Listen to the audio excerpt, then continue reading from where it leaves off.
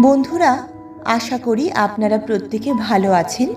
আমাদের নেপাল ভ্রমণের সর্বশেষ পর্বে আপনাদের স্বাগত জানাই।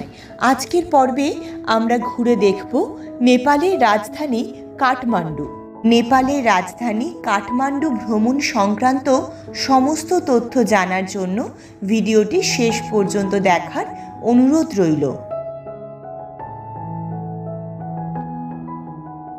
ভালোভাবে কাঠমান্ডু ট্যুর কমপ্লিট করতে চাইলে হাতে 2 থেকে 3 দিন সময় রাখবেন। প্রথম দিন পোখারা থেকে মনোকামনা মন্দির দর্শন করে কাঠমান্ডু পৌঁছাতে রাত হয়ে যাবে। তারপরের আরও 2 দিন রাখুন কাঠমান্ডুর লোকাল সাইট সিইংয়ের জন্য।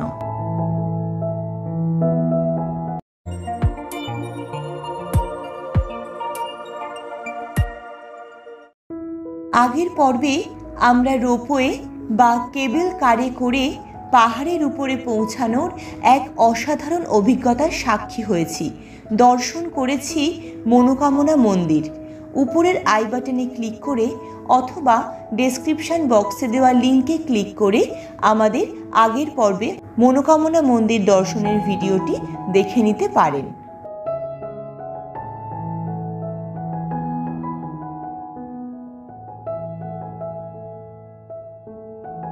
Good morning.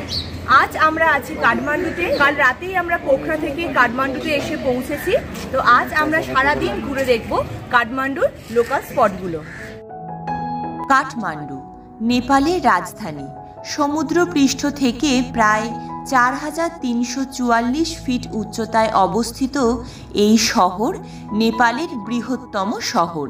হিমালয় পার্বত্য অঞ্চলের বৃহত্তম মহানগর এই কাঠমান্ডু। বছরের বিভিন্ন সময় দেশ বিদেশের বহু পর্যটক কাঠমান্ডু ভ্রমণের জন্য আসেন।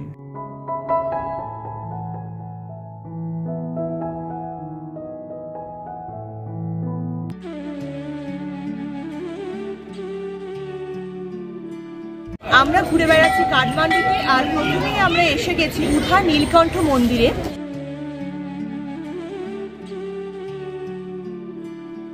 এই মন্দির চত্বরটা ভীষণ সুন্দর আর প্রচুর পুণ্যার্থীর ভিড় এই মন্দিরে।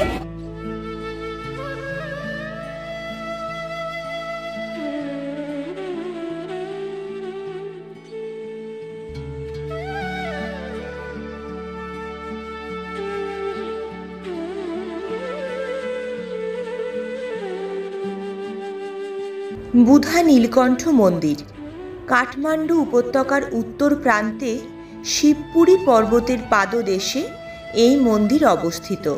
ত্রিভুবন আন্তর্জাতিক বিমানবন্দর বা কাঠমান্ডু ইন্টারন্যাশনাল এয়ারপোর্ট থেকে এই মন্দির প্রায় 10 কিলোমিটার দূরে অবস্থিত।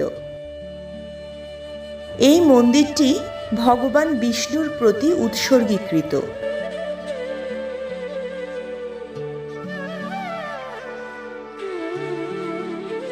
এই মন্দিরটি জলনারায়ণ মন্দির নামেও পরিচিত। এই মন্দিরে ভগবান বিষ্ণু শায়িত অবস্থায় বিরাজ করছেন।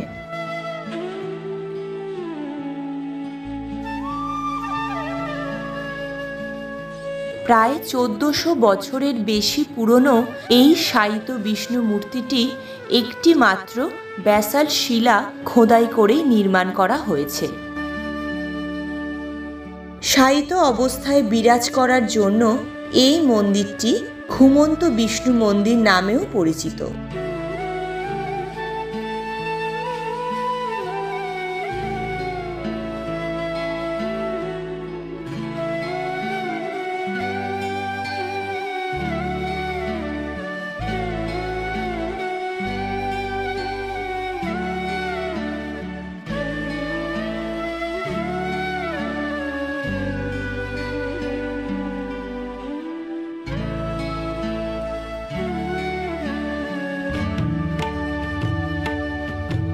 বুদ্ধা নীলকণ্ঠ মন্দির দেখে আমরা এখন এসে গেছি বুদ্ধনাথ স্তূপায় বা বৌদ্ধনাথ স্তূপায়। ভীষণ সুন্দর এই জায়গাটা। এই স্থানে প্রবেশ মূল্য 100 টাকা ভারতীয়দের জন্য।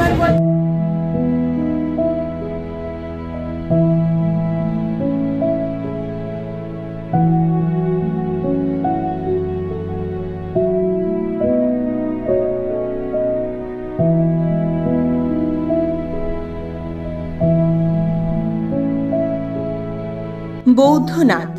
বৌদ্ধনাথ স্তূপ নেপালের কাঠমান্ডুর একটি স্তূপ। কাঠমান্ডুর কেন্দ্র এবং উত্তর পশ্চিম সীমা থেকে প্রায় 11 কিলোমিটার দূরে অবস্থিত। এই স্তূপের বিশাল মান্ডালার জন্য এটি নেপালের বৃহৎ গোলাকার স্তূপগুলির মধ্যে একটি। তিব্বত থেকে আসা বড় শরণার্থী জনগোষ্ঠীর আগমনে স্তূপের আশেপাশে 50টির বেশি গুম্ফা রয়েছে। 1979 সালে বৌদ্ধ স্তূপটি ইউনেস্কো ওয়ার্ল্ড হেরিটেজ সাইট হিসাবে চিহ্নিত হয়। স্বয়ম্ভূনাথের পাশাপাশি এটিও কাঠমান্ডু অঞ্চলের অন্যতম জনপ্রিয় স্থান।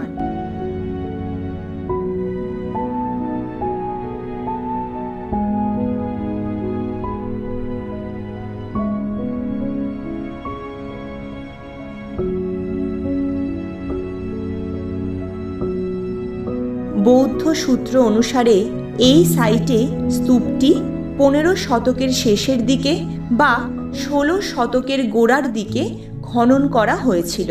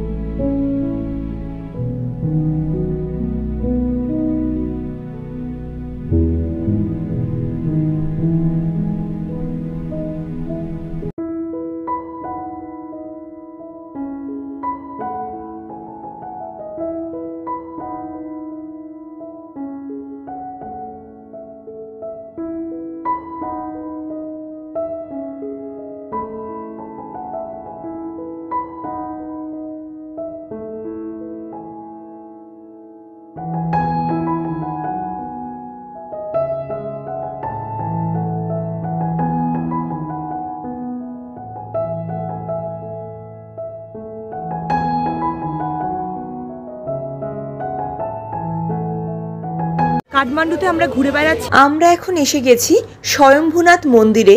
চলুন ঘুরে দেখি মন্দির চত্বর। প্রচুর মানুষের ভিড় এখানে।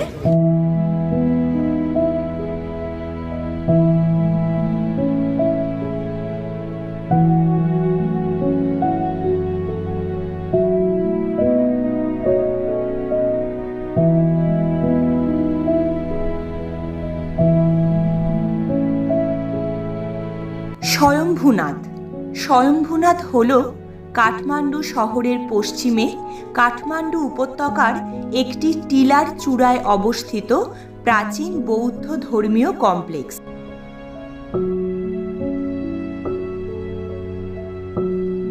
কমপ্লেক্সটিতে একটি স্তূপ, বিভিন্ন মঠ এবং মন্দির রয়েছে, যেগুলোর কিছু তৈরি হয়েছিল লিচাভি যুগের সময়। সাম্প্রতিক সংযোজন হচ্ছে একটি তিব্বতী বিহার, জাদুঘর এবং গ্রন্থাগার।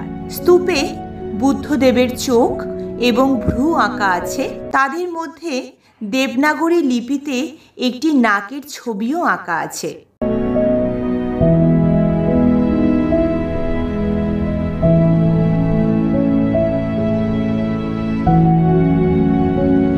এই মন্দির কমপ্লেক্সটি বৌদ্ধ এবং হিন্দু উভয় ধর্মাবলম্বী মানুষদের কাছেই খুবই শ্রদ্ধার একটি স্থান।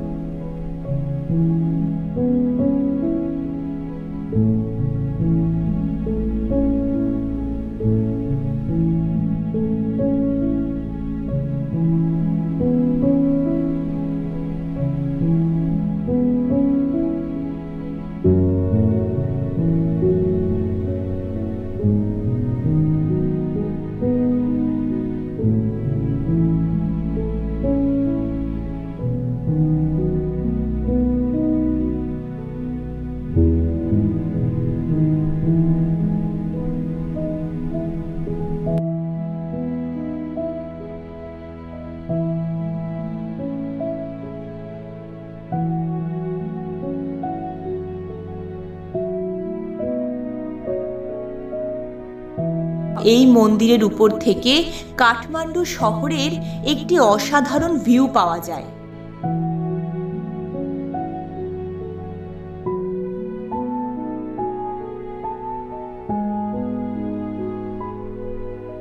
এখন আমরা এগিয়ে যাচ্ছি কাঠমান্ডুর দরবার স্কয়ারের দিকে।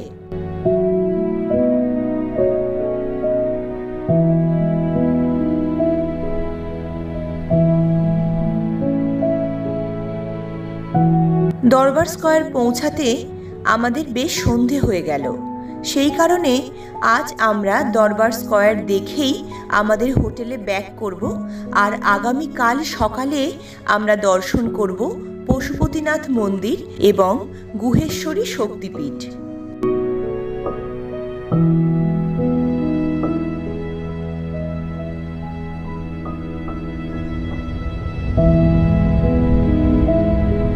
আমরা দরবার স্কয়ারের একদম কাছে চলে এসেছি।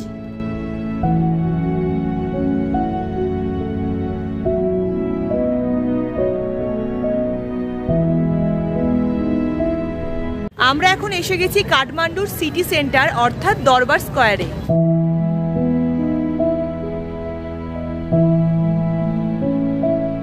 কাঠমান্ডু দরবার স্কয়ার সাবেক কাঠমান্ডু রাজ্যের রাজকীয় বাসভবন।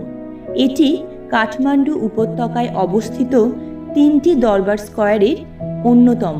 এই 3টি দরবার স্কয়ারই ইউনেস্কো ওয়ার্ল্ড হেরিটেজ সাইট হিসাবে চিহ্নিত হয়েছে। কাঠমান্ডুর দরবার স্কয়ার দিয়ে আমরা হেঁটে যাচ্ছি। প্রচুর মানুষের ভিড় এখানে। ভীষণ সুন্দর একটা জায়গায়।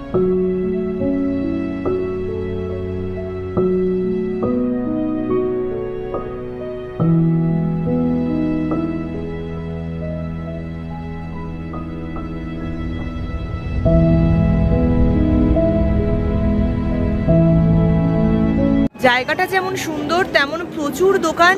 আপনারা ইচ্ছা মতো শপিং করতে পারেন এইখান থেকে। ভীষণ সুন্দর সুন্দর জিনিস পাওয়া যাচ্ছে এই দরবার স্কয়ারে।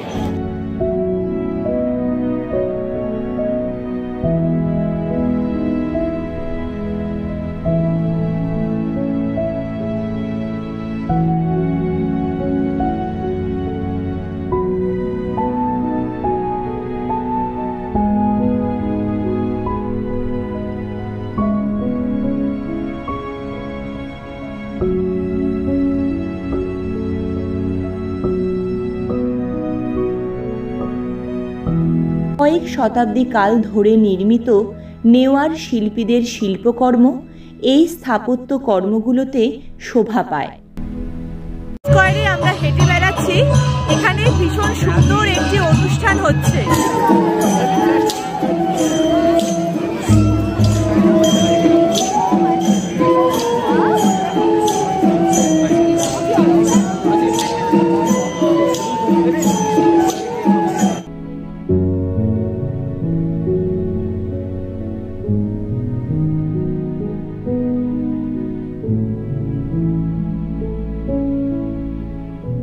কাঠমান্ডু দরবার ক্ষেত্রের চারপাশের দর্শনীয় স্থাপত্য লক্ষ্য করা যায়। এই দরবার ক্ষেত্রের বেশ কয়েকটি দালান 2015 সালের বিধ্বংসী ভূমিকম্পে ক্ষতিগ্রস্ত হয়।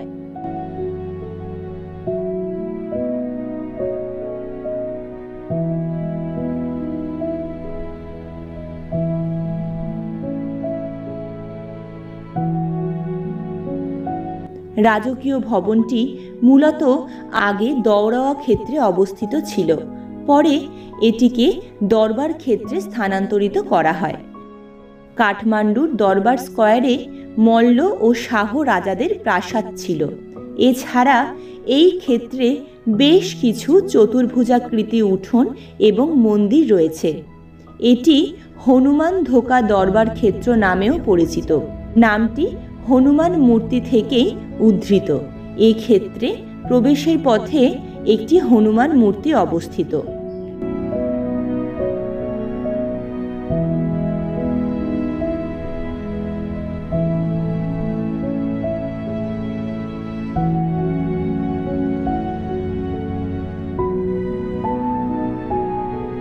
রাজা প্রতাপ মল্লর সময় কাঠমান্ডু দরবার ক্ষেত্র প্রধানত নির্মিত হয়। রাজা প্রতাপ মল্ল ছিলেন ধার্মিক এবং পণ্ডিত ব্যক্তি। তিনি শিল্পের প্রতি অনুরাগী ছিলেন। এই কারণে তার রাজা হিসেবে অভিষেকের পরেই তিনি তার প্রাসাদের সম্প্রসারণ শুরু করেন, পুরনো অনেক মন্দিরের সংস্কার করেন এবং নতুন অনেক মন্দির, মঠ ও স্তূপ নির্মাণ করেন। দরবার স্কয়ারে অনেকটা টাইম স্পেন্ড করে এইবার আমরা ফিরে যাচ্ছি আমাদের হোটেলে।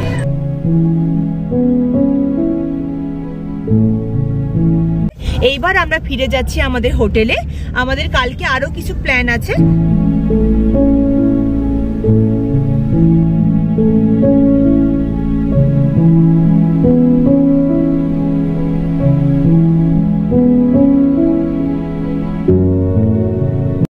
2015 সালের বিধ্বংসী ভূমিকম্পের ক্ষতকে দূরে সরিয়ে কাঠমান্ডু আবার ফিরেছে তার নিজের ছন্দে।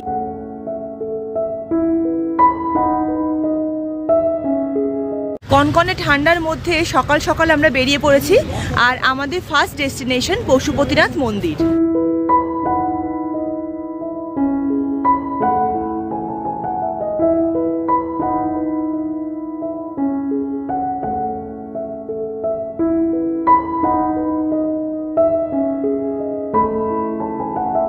গাড়ি থেকে নেমে কিছুটা হেঁটে গেলেই আমরা পৌঁছে যাব পশুপতিনাথ মন্দিরে।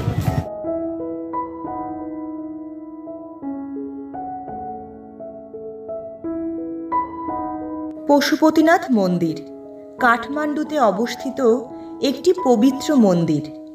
এটি ভগবান শিব বা পশুপতিকে উৎসর্গ করা এবং মন্দিরটি নেপালের কাঠমান্ডুতে পবিত্র বাগমতী নদীর তীরে অবস্থিত।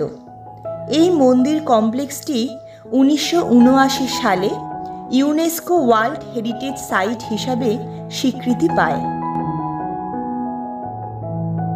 পশুপতিনাথ মন্দির চত্বরে আমরা প্রবেশ করেছি। প্রচুর পুণ্যার্থীর ভিড় এখানে। ভীষণ সুন্দর একটা নৈসর্গিক পরিবেশ। यहाँ पर भगवान भोलेनाथ का सिर का भाग है, ये नाभि से ऊपर का भाग यहाँ पर है। धड़ का भाग जो है केदारनाथ मानते हैं। पशुपतिनाथ जी और केदारनाथ जी 2 भाग दर्शन करने के बाद में मनुष्य का 4 धाम का दर्शन पूर्ण होता है। वो 4 धाम है रामेश्वरम, जगन्नाथपुरी, द्वारकाधीश और बद्रीनारायण। ये 4 मुख 4 धाम है, समझ गए। और पशुपतिनाथ क्यों बोलते हैं, क्यों पशुपतिनाथ नाम पड़ा और इसमें क्या संबंध है, ये ध्यान दे दीजिएगा। जब द्वापर युग में कौरव पांडव की लड़ाई खत्म हो गई तो पांडव से भगवान भोलेनाथ नाराज थे। भगवान भोलेनाथ भैंसा रूप धारण करके केदारेश्वर निकल गए थे और पांडव दर्शन करने के लिए चाहते थे, लेकिन दर्शन नहीं हुआ। तो पांडव जाकर वहां पर तप करके बैठे। भगवान भोलेनाथ भैंसा रूप धारण करके इधर उधर करने लगे। वो लोगों को शक हो गया, भैंसा का पीछा कर लिया और भैंसे को पकड़ लिया। पकड़ने के बाद में भगवान भोलेनाथ का 2 पार्ट हो गई। जो सिरोपरि पार्ट का प्राण जो है पशुपतिनाथ में ऑलरेडी ज्योतिर्लिंग था, इसमें आकर मिलन हो गया। और कलयुग में गाय माता ने एक पशुपतिनाथ लिंग के ऊपर में अपने आप दूध छोड़ के पत्ता लगाई पशुपतिनाथ लिंग पे। पशु ने पत्ता लगाया, पशु का अर्धा भाग। और हम प्राणी भी क्या है, पशु समान है। हमारा अगला जन्म क्या था, 10 दिन पहले आपने सबने नाश्ता खाया था। क्या खाया था याद है? किसी को भी याद नहीं है, क्योंकि हम क्षण के बाद में कुछ भी मालूम नहीं पड़ जाता है, और कुछ क्षण के बाद में क्या होने वाला है किसी को भी मालूम नहीं है। तो हम अज्ञानता के पास में बंधे हुए हैं, तो हम पशु समान हो गए। और सभी जीव शरीरधारी जीव का पति है, इसीलिए कहते हैं पशु और पतिनाथ, समझ गए। इनका दर्शन मात्र से भी पशु पास से पशु योनि से छुटकारा मिलेगा, ये मान्यता है। और मंदिर में यहाँ पर पान फूल बिल्लो पत्र लेके जाओगे, वो डाला रखा है।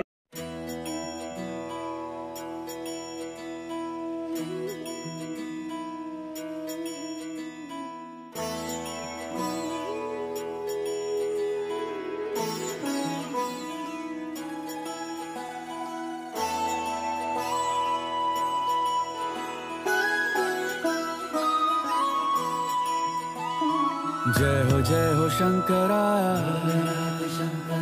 आदिदेव शंकरा, तेरे जाप के बिना चले ये सांस किस तरह।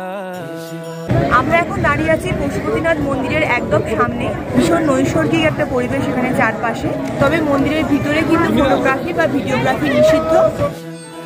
मेरा कर्म तू ही जाने, क्या बुरा है क्या भला, तेरे रास्ते पे मैं तो आंख मूंद के चला। तेरे नाम की जोत ने सारा हर लिया तमस मेरा। नमो नमो जी शंकरा भोलेनाथ शंकरा जय त्रिलोकनाथ शंभु हे शिवाय शंकरा। नमो नमो जी शंकरा भोलेनाथ शंकरा रुद्रदेव हे महेश्वरा।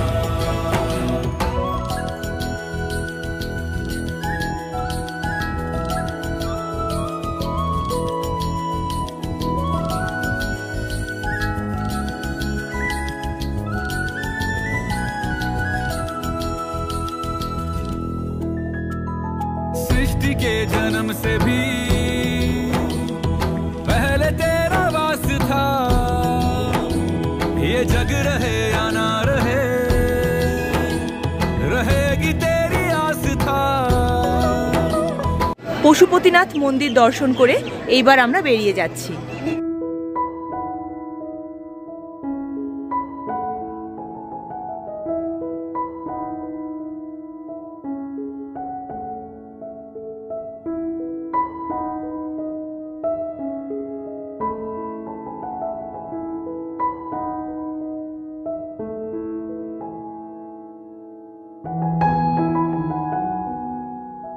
পশুপতিনাথ মন্দির দর্শন করে কিছুটা হেঁটে আমরা চলে এলাম দুয়েশ্বরী মন্দির দর্শন করতে।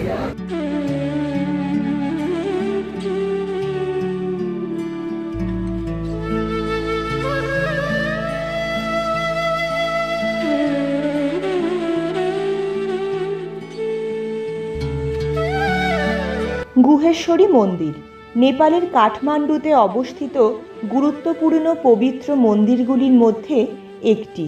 এটি আদি শক্তি বা মহাশক্তির মন্দির।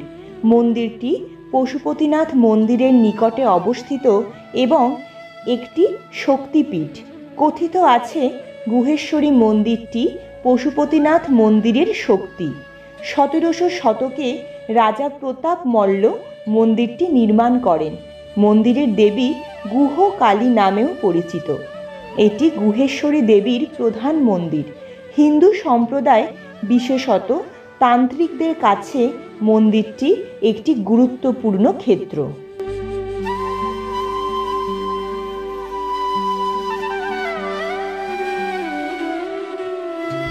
নেপাল ভ্রমণ সিরিজ কমপ্লিট করে এরপরে আসছে আমাদের নর্থ ইস্টার্ন ইন্ডিয়ান স্টেট মিজোরামের ভ্রমণ গাইড। তো মিজোরামের ভিডিও দেখার জন্য চোখ রাখুন আমাদের ইউটিউব চ্যানেলে। আর আজকের ভিডিওটা যদি ভালো লেগে থাকে তাহলে লাইক করবেন, আর নতুন নতুন ভিডিও পাওয়ার জন্য আমাদের ইউটিউব চ্যানেলটি সাবস্ক্রাইব করার অনুরোধ রইল। ভালো থাকবেন, সুস্থ থাকবেন, আর দেখতে থাকুন আমাদের ইউটিউব চ্যানেল।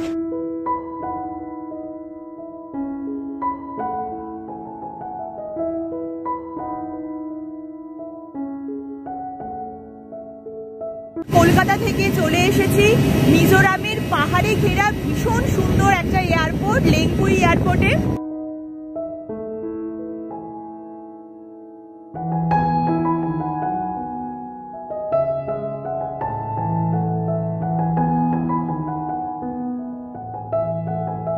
আমরা এখন এসে গেছি ফ্যালকাওয়ের জাখুয়া ভিলেজে।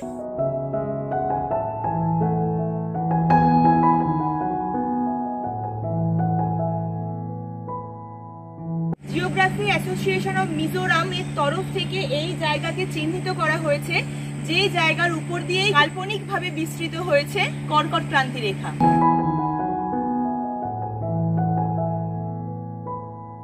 আমরা এখন এসে গেছি মুইফাং ভিলেজে।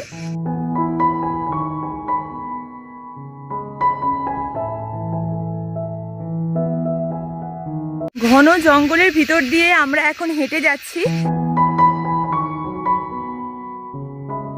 লালসাভুঙ্গা পার্কের সামনে। এই পার্কে আছে একটি হ্যাঙ্গিং ব্রিজ। আমার তো প্রচন্ড ভয় লেগেছে, এখানে এসে যেন প্রাণ ফিরে পেলাম।